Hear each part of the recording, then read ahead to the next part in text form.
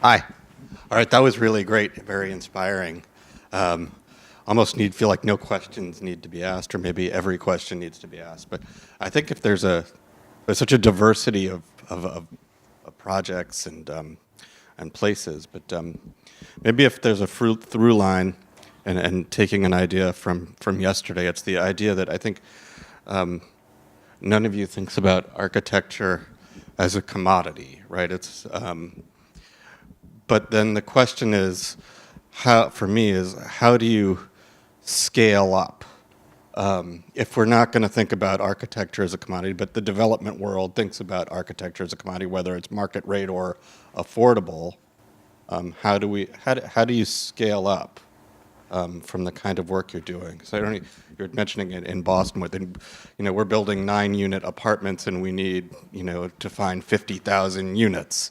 So how do we manage to break this cycle? And anybody can feel free to answer this. In the Wild West, where I'm from, we just stack. I mean, we just finished an 80-unit modular housing stacked project, and it came in at $137 a foot, which is $9 more than the 15-unit HUD building. And it's true, the regulated affordable housing ends up being more expensive per square foot. So maybe HUD should stop using HUD funding for HUD purposes and build market rate housing that just happens to be affordable housing.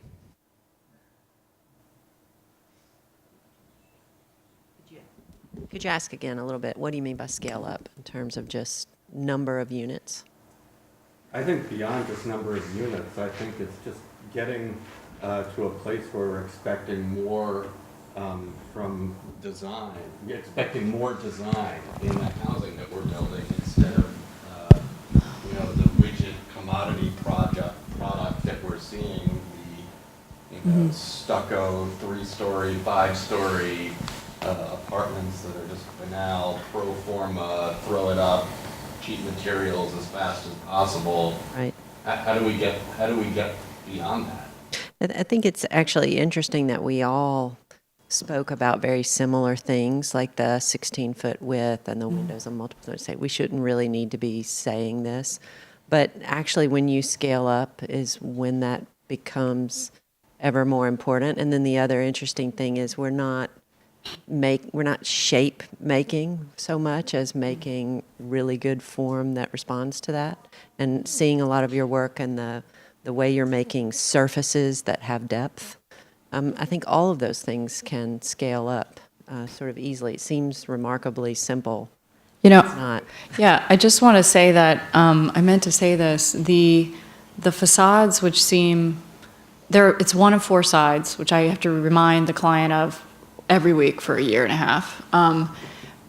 Everything in those first 2 build projects was always on the chopping block because it's the last thing to go on, just in the sequence of construction.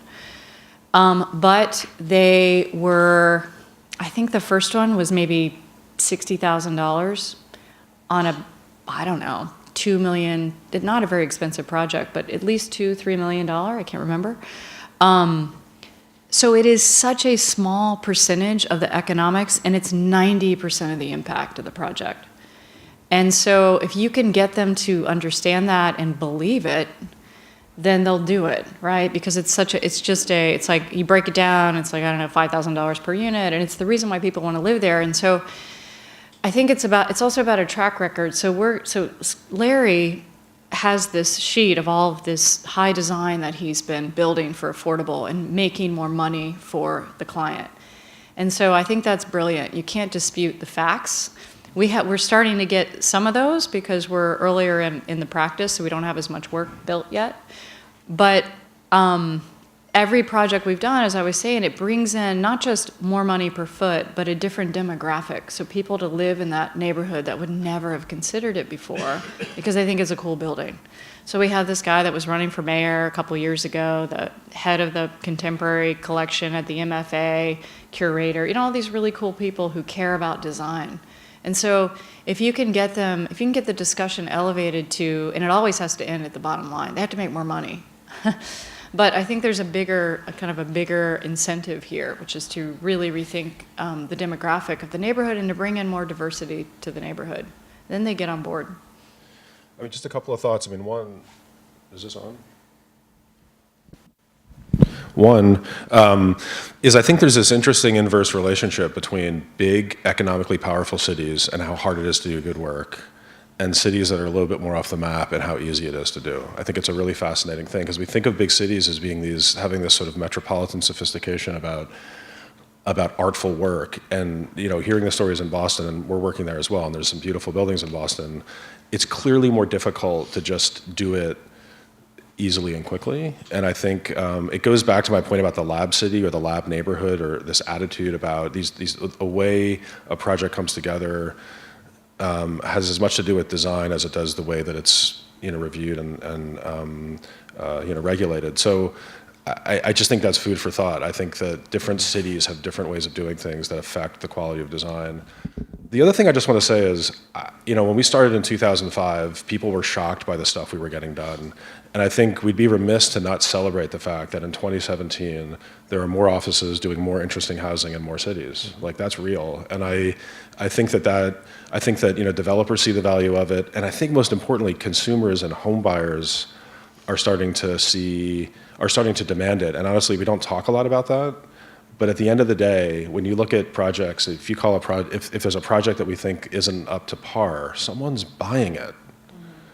And in most consumer environments, that's what drives innovation, is the fact that people demand something, or a certain level of quality, or a certain level of performance. And some of the things we do is just educate consumers, and we're regularly speaking our minds about the quality of things that get done and what people pay and some of the levers that are involved in development. And I think we really also owe it to the kind of city at large to think about the consumer side of the transaction, and developers will build what people want. And I think in some cities and in some neighborhoods, like in the neighborhoods we work, there's a lot of mimicry. There's a lot of other projects suddenly. It's like your work in East Boston, like when it starts and people see it and consumers will buy what you're doing, they'll build that all day once that sort of switch gets flipped. So I do want to have a moment of optimism about the fact that, I think we're living in a very interesting moment of certainly design quality, and it being valued in a rather authentic way, both by the private market and I think by consumers.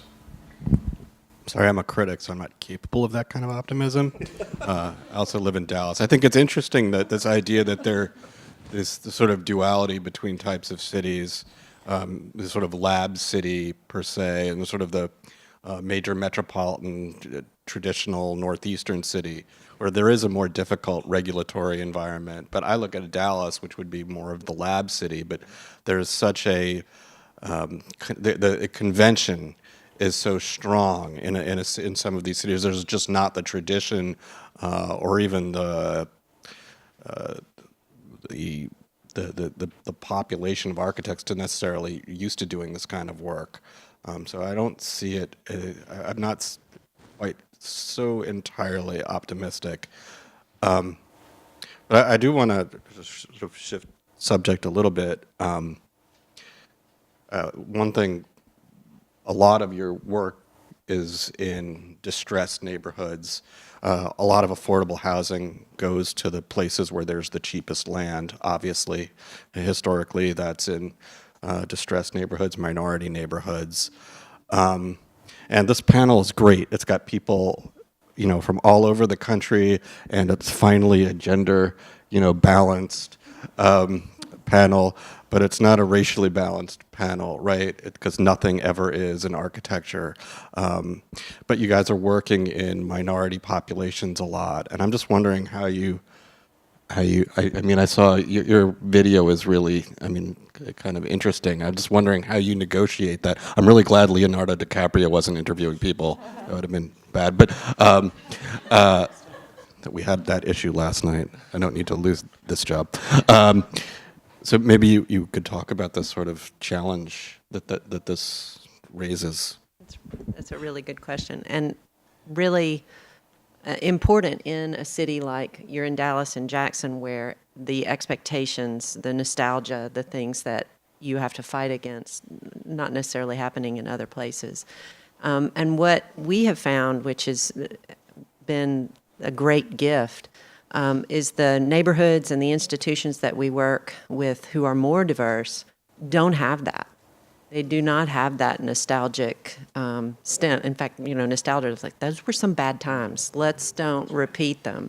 And so it's been a great window for more progressive work. I mean, I think we still have to fit in a little more in a city like Jackson. But it is that diverse community that allows us to push the limits in places like Jackson. Well, I wonder too, in an environment like the neighborhood that you all have created in Midtown, who considers architecture as a career? Like, how do people begin to think about architecture as a way of making a living? Or, I mean, if you never have access to it as a concept, if you're living in an environment that doesn't show the optimism of the potential of architecture, why would you think about it? And then you get into the details of conversations about how much or how little money you can make, and it's sort of a strange thing that somebody would say, "I want to be an architect." When you really think about it, like where does it come from? It's not the place to go to make a ton of money. It is a place to have enormous impact.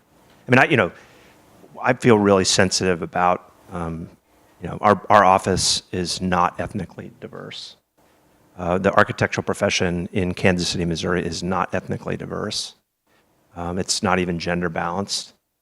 We're working in these communities. It's funny, when we're working, we actually don't think about that issue that much because we're just working and things are happening.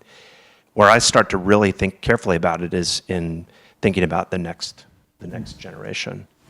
And there's a lot. I teach at the first land grant college that was created at Kansas State, and the class that I have right now is 60% minority, and it's 55% women.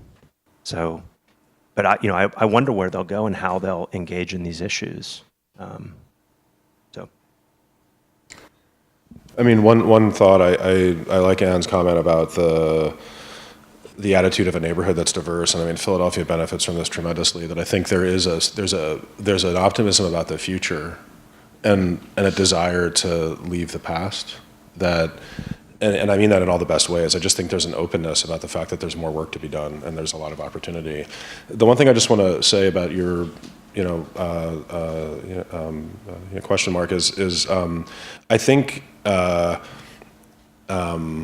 the wrong thing for architects to do to engage a wide range of people is to think simply about aesthetics and the way the building is going to look. And I think all of us are asking, the research phase, the asking questions phase, the probing phase is, I think, the most important move of like finding equity is basically to learn about what needs to be thought about before you think it's just an architectural problem, or it depends how you define architecture. But one interesting example is we're working for the Philadelphia Housing Authority. And during our research phase, we discovered that 88% of their units are single moms with kids.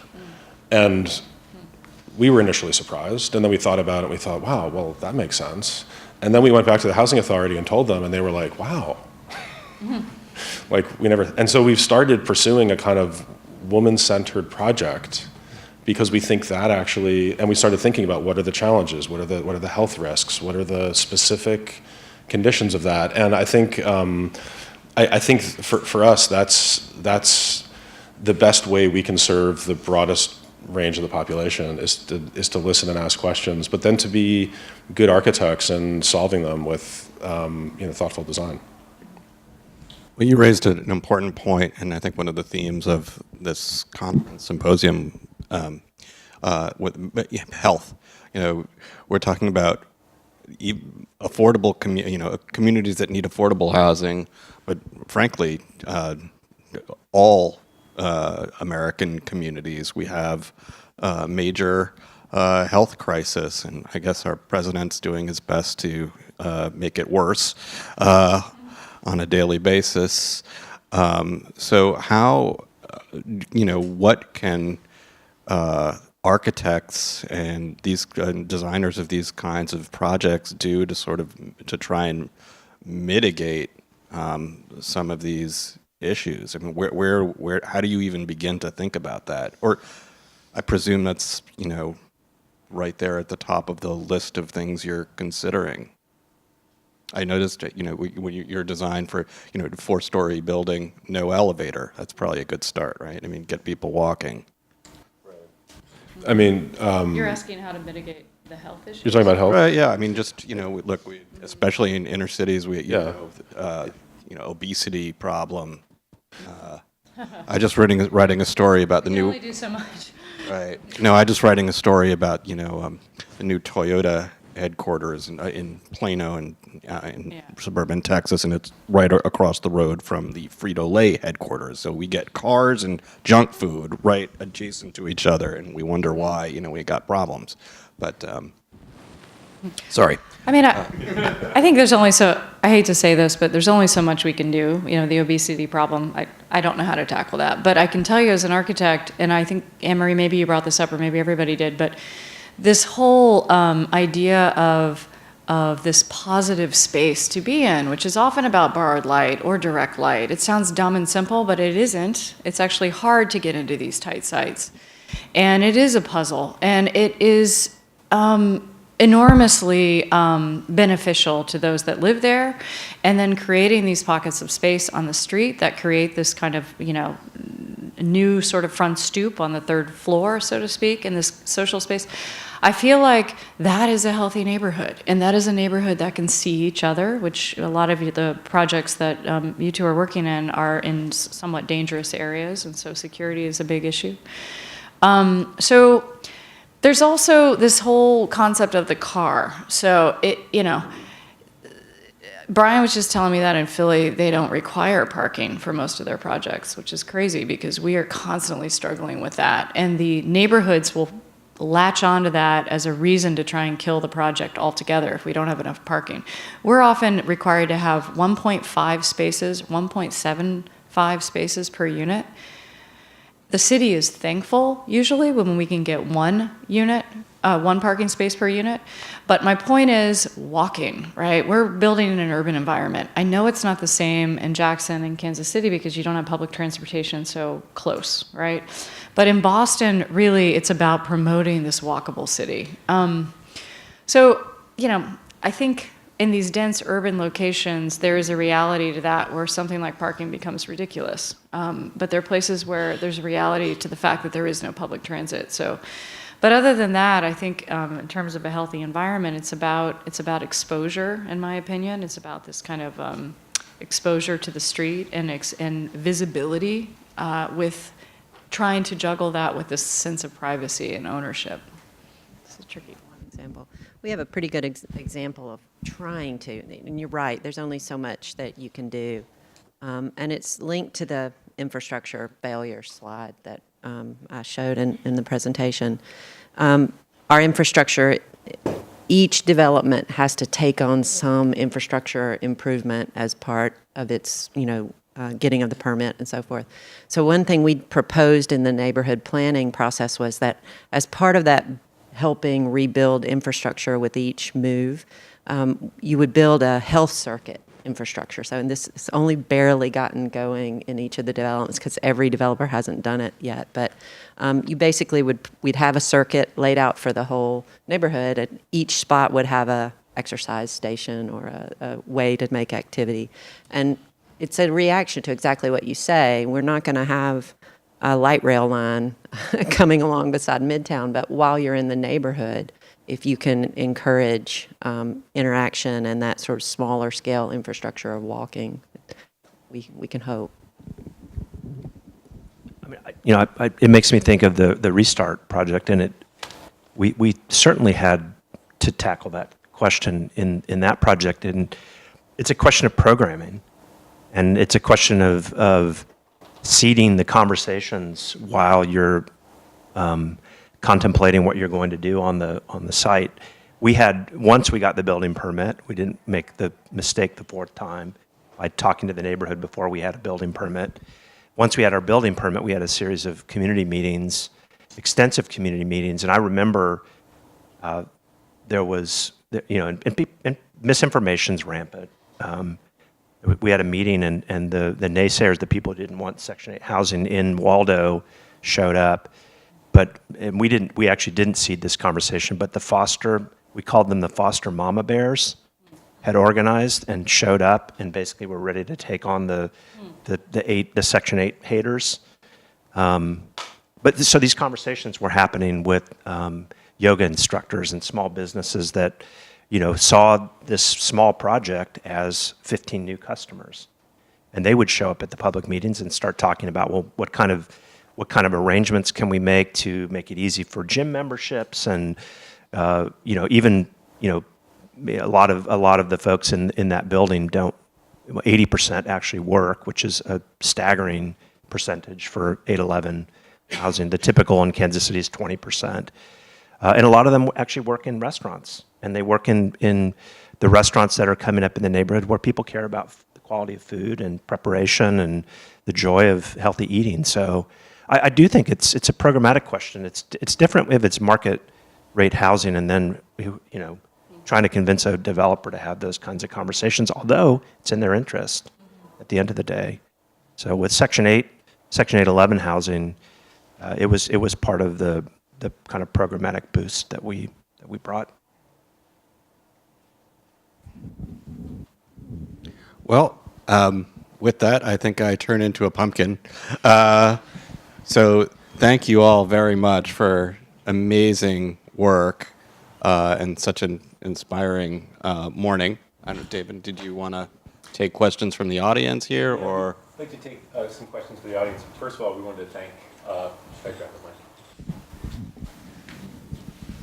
we wanted to thank all of you for coming. Andy and I were also just talking a little bit. It's been so interesting for us to have opened up this issue and focus this, last night in today's discussion on the ideas of the design of housing and how one goes about designing housing. And what I think we're so appreciative about is to see how our speakers have really expanded beyond that. Clearly, you're all incredibly sensitively designing within a contemporary palette of looking at space and form and light, texture, all of the sort of the tools of the contemporary designer, and it's in evidence in the work. But I think also what we're seeing over the course of last night and today is how the form of architecture also creates the form of the city, and also how the sort of the cracking of the code, literally the code, and then of course the code of that which has been given to you, and that you've all shown us how design becomes so much more integrated when designers fully take on what the DNA, really sort of genetic engineering of these projects that you have to do in order to make more than what may be apparent. So it's fascinating, as Brian and Beth were talking about how these projects become more exciting, more hip, but they're also, you guys are creating new forms, and there's just new ways of that you're explaining that people can live in housing. So we're very appreciative for the way you've expanded this idea of the design of housing. Thank you for that. Or if there are any questions, yes, great.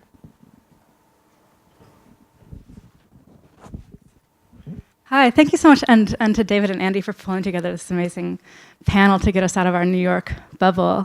Anne-Marie, at the beginning of your presentation, you said something about how your firm is getting involved in maintenance and operations questions, and I'm curious about that, especially because I and some other people in this room were on this amazing tour last weekend of these Twin Parks developments in the Bronx that were designed in the 70s by people like Richard Meyer and others, and where maintenance might be a small question in a presentation like this of new projects. Of course, it's sometimes the only thing you see 40 years later. So I'm wondering, for you and other people on the panel, especially for the rental housing, if you have dreams, thinking if we were here 40 years later, what do you hope will be the things we'll say, oh, those were amazing design decisions in 2017 that have really helped this project to stay or, to be maintained?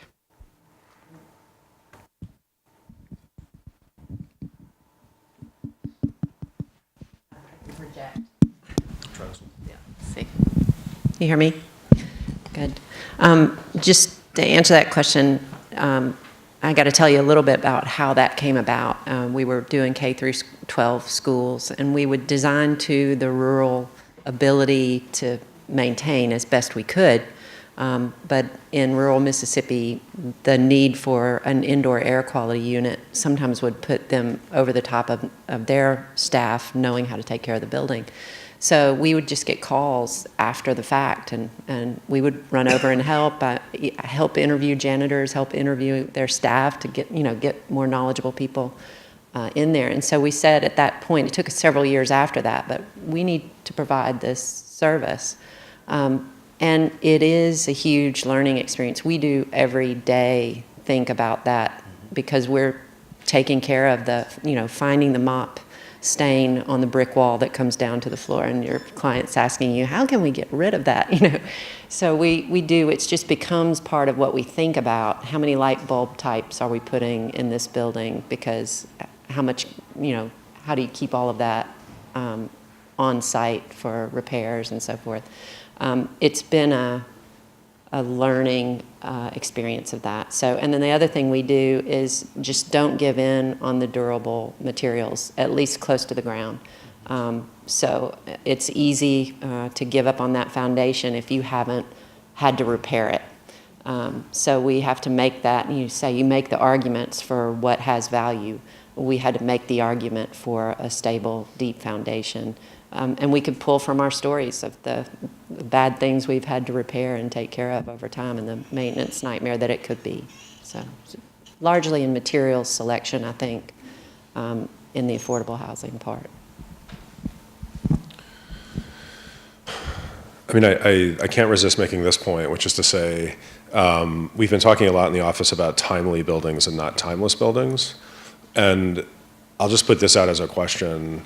And maybe I'll equate our El Chalet project with the Marginal Street project. If in 20 or 30 years you'd go to both of those sites and see those buildings getting torn down to be replaced with more substantial buildings, because those buildings resettled neighborhoods with their low cost of entry and reignited a place in the city that then the next 2 decades had people walking and being healthier and engaging the economic production of the city.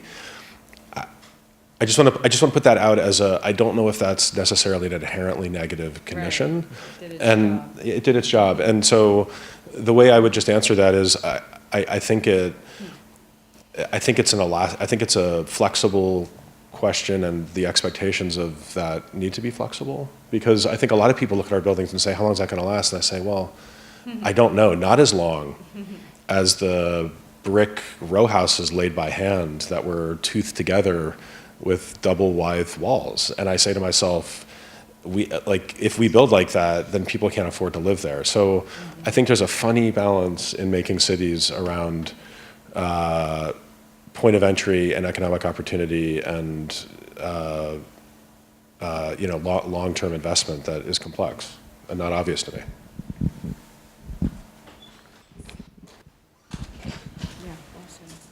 Hey. Thank you all. So I'm a bit of an interloper in a way. My own training is as an anthropologist, but I've been really interested in hearing all of this. My question was to hear more about if and how you think about affordable housing in terms of existing homeowners and the places you build. For me, this comes from, in recent years, for the last few years, I've done ethnographic work at an asbestos waste site outside of Philadelphia during time where people were reimagining how a park was going to be rebuilt and about new housing and converting factory buildings and what the new use would be. And that had a lot of familiar conflicts around who would benefit and this fear, partly because budgets in the township were based on real estate tax and sales. There was a lot of fear that's now being realized that long-term residents were getting priced out, even those who lived there for a number of reasons couldn't afford to anymore. And I was just curious if and how any of you think about affordability in terms of that broader fabric in neighborhoods, or I was really struck too by the discussion of nostalgia and how that can be kind of a hindrance to feeling the possibility as an architect or designer moving forward. And I was curious if there's ways you use design to kind of make connections between newer and long-term residents in areas, or think about neighborhood design in some of those ways. Sure, I can talk about that a little bit. Sort of a double-edged sword. What's so strange to me is much of the opposition from the neighbors. There's also a lot of people there as like a fan club cheering it on, but you always remember the negative. And what is so strange to me is that what we're building is going to raise the value of their property. And it's not subjective just because we like it. It's because we're building something new and shiny, which is definitely going to raise the value, no matter what it looks like. It's new and shiny, right, of their property. And these are homeowners. I think the conversation is totally flips when it's renters, because then the rents go up. And so, but it's funny because I feel like 80% of the people at the neighborhood meetings are homeowners, and the people that we have, the opposition is most of the time homeowners. So I think all of this comes down to kind of educating the audience and educating ourselves and educating the developer that what we're up to is a good thing, and it doesn't mean that we always nail it, but the idea of better architecture, and I love what Brian says about, do we really have to build something that needs to be totally fresh and spot on 100 years from now or 80 years from now? I don't know. You want it to be because you want to feel good about it. But I don't know that is necessary, right? It's about a freshness. And the good news is, I can tell you, as provincial as Boston is, and as there are not that many great projects. I mean, there are some masterworks that are not housing in the city, but housing today in the last 10 years is a little up and down in Boston. It's getting better. But we're getting more and more calls from big developers that are bored and or shamed by the kind of work they've been doing in terms of design. And it's not that they necessarily came to it themselves. There are now, it's too bad Mark isn't here, but it's people like Mark writing about what a lost opportunity this project was or that project was. And the owners are called out in the paper and so on. And so there's something happening that I think is everyone's best interest. And I think that those that are funding these projects are becoming more sophisticated in terms of the kind of architects they want to hire and the kind of work that they want to build. So I believe that, I know that. So that's good news. We have to reinvent how we talk to each other. And we have a brand new partner that started a month and a half ago who's a curator. And the reason that he is with us is in part to start to think about that issue. But I just think about, we do a lot of work for a developer, Mac Properties out of Chicago. They came into Kansas City and bought all of the beautiful buildings on Armour Boulevard that local developers wouldn't touch. They were afraid of the scale, and they came in and said, these are great. And they have a mix of Section 8 housing, top of the market housing, just regular market rate housing.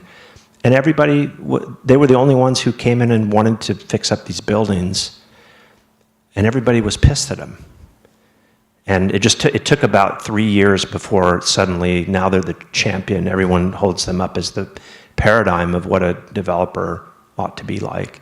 So there's something broken about the way we talk about change and new development, or just things happening when it comes to housing. And so I don't know. I think we have to fix it, and it's on us to figure out how to do it. No, I don't think anybody's. Well, maybe someone will figure out some ingenious new business that is about that kind of work. But I think it's really about finding the common ground and finding ways to engage with people where they are, but not being apologetic about the work. I mean, we're in the work of changing things. That's what we do.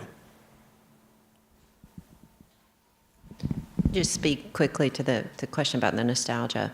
I think we always try to walk this line where there's a remnant of a shape or a form or a space that makes you feel comfortable, and then there's a lot of challenge on top of that. So you kind of do both and at the same time. Give that sense of, I know what this is about, and then push that limit a little bit so you have the comfort and the challenge at the same time. It tends to work well, I think.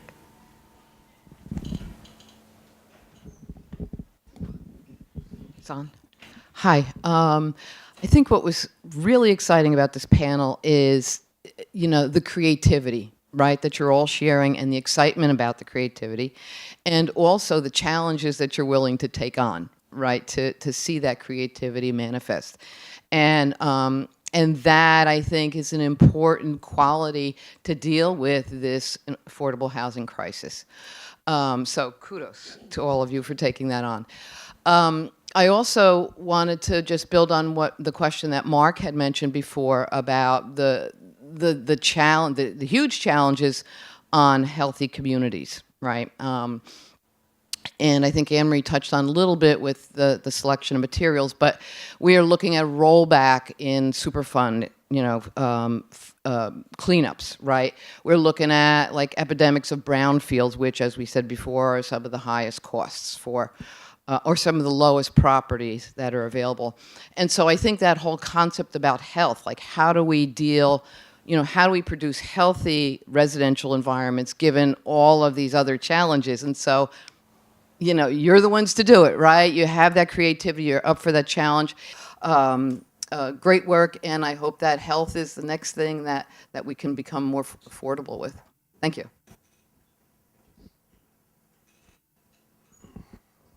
Just want to thank you for your presentations and the quality of the work.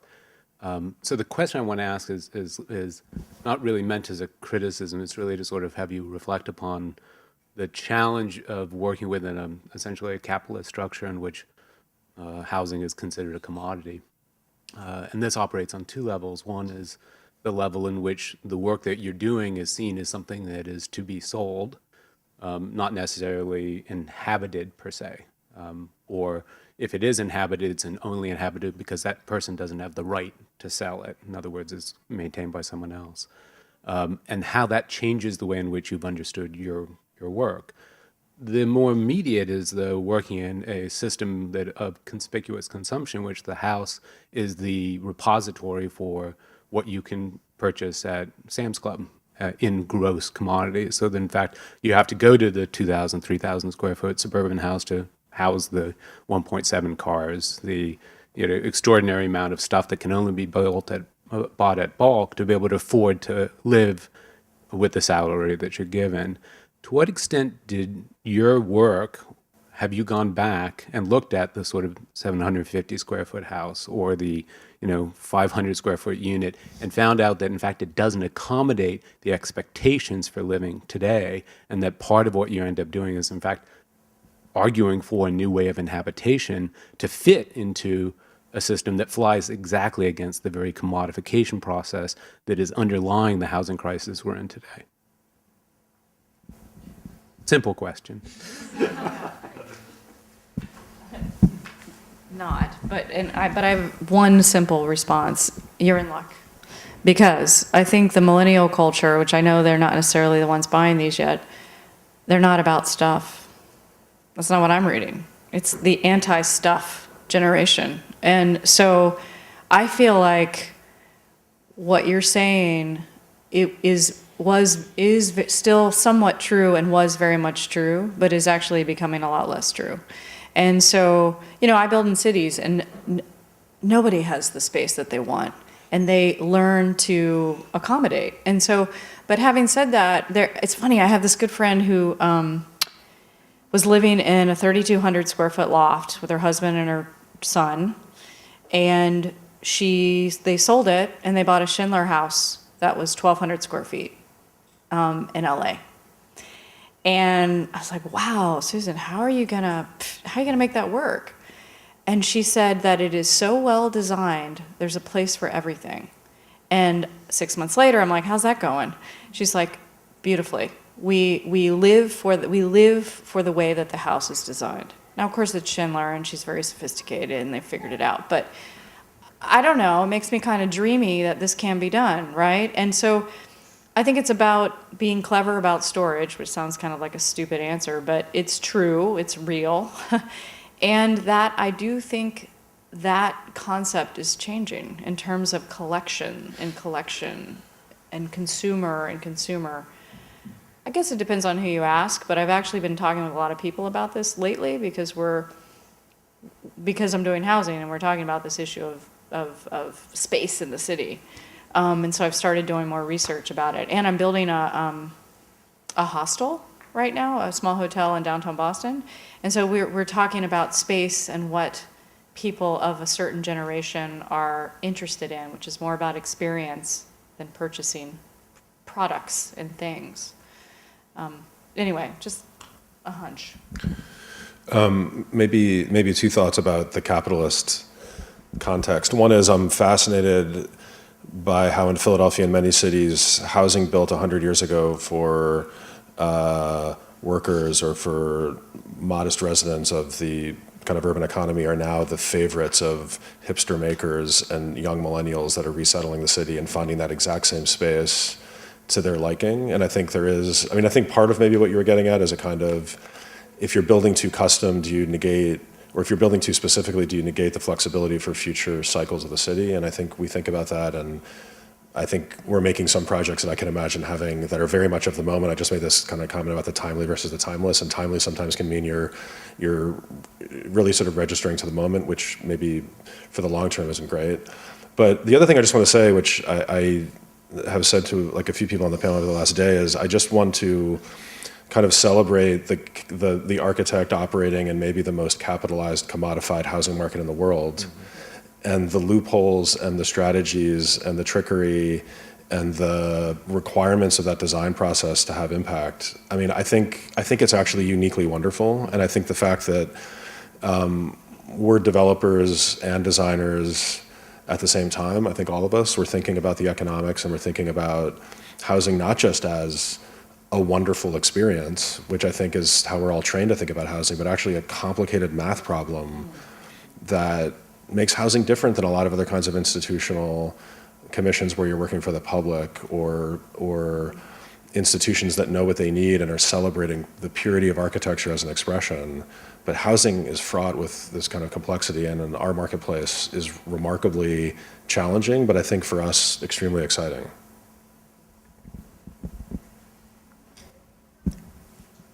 Both and. The opportunistic side of me says that's people's demand for storage means we have more opportunities to design storage facilities, which can be amazing projects, really.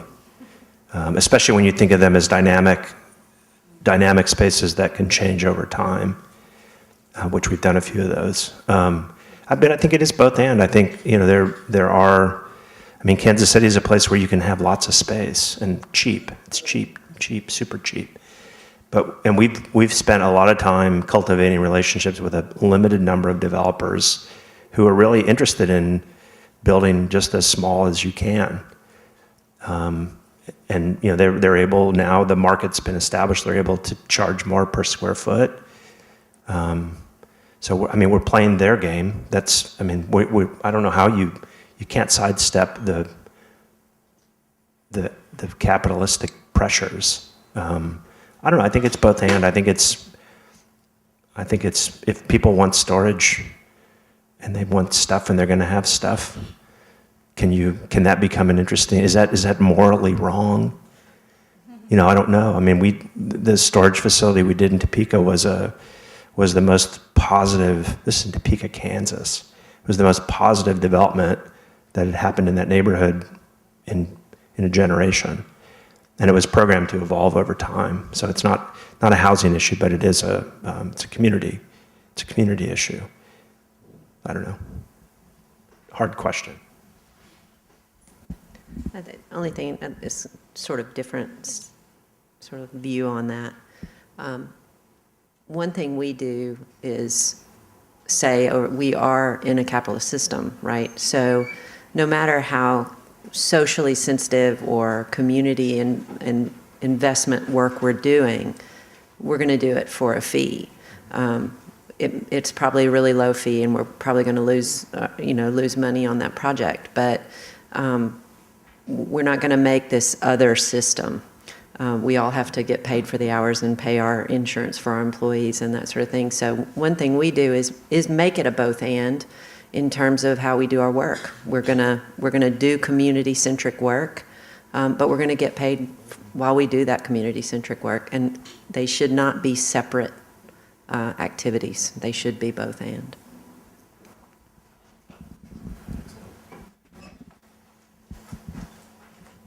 So we'd like to thank everyone for coming. We'd like to have some hungry panelists. We look forward to keeping you apprised of what the NHL will be doing in the future. And we also would again like to thank the HML, Healthy Materials Lab, for their support of this. And thank you to our fantastic panelists and first of all, moderator. Thank you guys.